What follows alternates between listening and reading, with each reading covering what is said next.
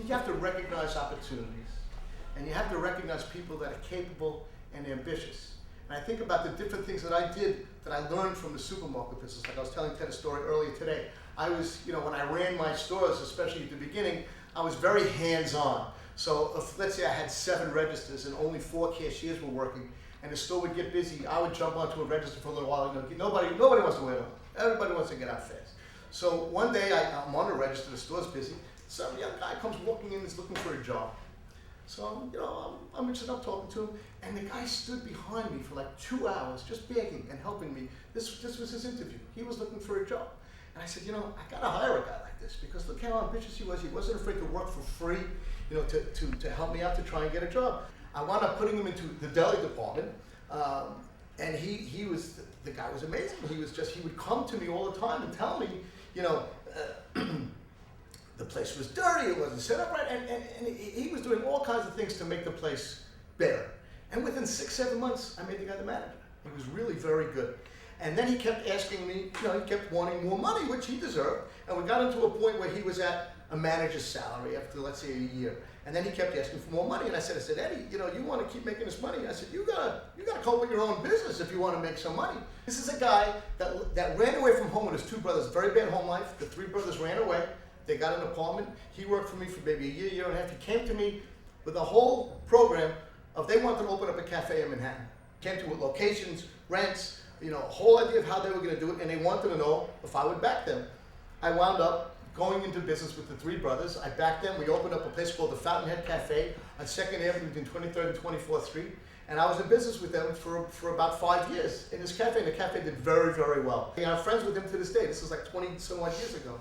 And he and I and his brothers ran a cafe. Actually, they ran it. I was just a partner. They wound up buying me out. When you do these kind of things and you want to branch out and do new things, you got to recognize who should you partner up with. You want to partner up with somebody, first of all, that's honest. Honesty part is a big deal. You want someone that's certainly not going to rip you off. And honest, even beyond that they're going to tell you, the truth. Like, I used to call up my stores when I wasn't there. I was talking about how, everything is great, but there were problems. And I would say, don't tell me everything's great if you're having a problem. I want to know what the problem is. I did all kinds of things, in the real estate. I bought brownstones in Park Slope, and I renovated them, and I co-opted them, and I sold apartments, which was, not an easy task either. I remember going there every Sunday to show people stuff. Well, as my wife would say, I was kissing babies and shaking hands like a politician, to try and convince these people this is the best apartment. You have to have a passion for something. And if you have a passion for something, do it. Go after it. If your passion is cooking, try and open a restaurant. If your passion is sports, try and you're good at it, try and do sports. The passion is what'll keep you going, what'll help you be an entrepreneur. Because if you're going to try and do something that you don't like, it's going to be very hard to continue along with it. I also had a focus. I wanted to buy retail properties, because if you buy properties with apartments, it's a lot more maintenance. If you buy a retail property, you can buy it, and then you sign a long lease with someone, and you do what you call a triple net lease. Anybody have any idea what a triple net lease is? A triple net lease means you're making the tenant pay all the expenses. In other words, the tenant rents the store, he also pays the real estate taxes, he pays the maintenance, he fixes the roof, he fixes the sidewalk, and you rent it out to someone that's capable of running it well, and you kind of rent it to them, and you walk away to a large extent and let them run it on a triple net lease. And Ted took the words out of my mouth earlier when he said, the 3 most important things to remember in retail and in real estate is location.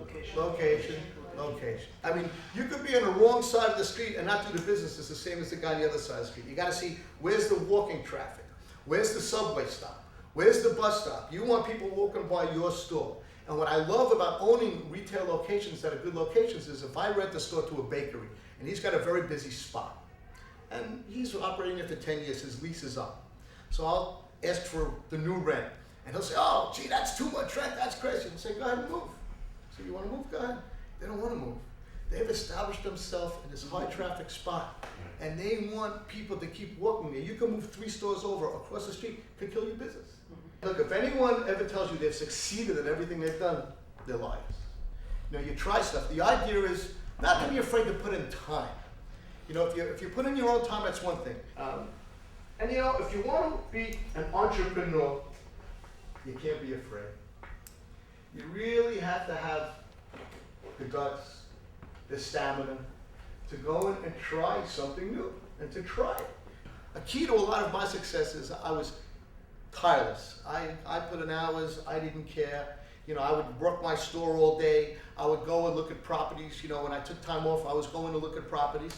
And slowly I built up buying stuff. And I only bought in Brooklyn. I always wanted to buy in Manhattan. And I said, I don't know how I'm going to be able to afford Manhattan. I mean, Manhattan was so expensive. And as I started buying stuff from Brooklyn, and Brooklyn started to escalate, thank God for me, and probably, you know, the values went up. You know, then what I would do is I'd refinance the buildings. You understand what I mean by refinance a building? You get a mortgage, pull out money, and buy another building. And that's basically, you know, that's basically what I've done. So that's great. Okay, any questions for Mike?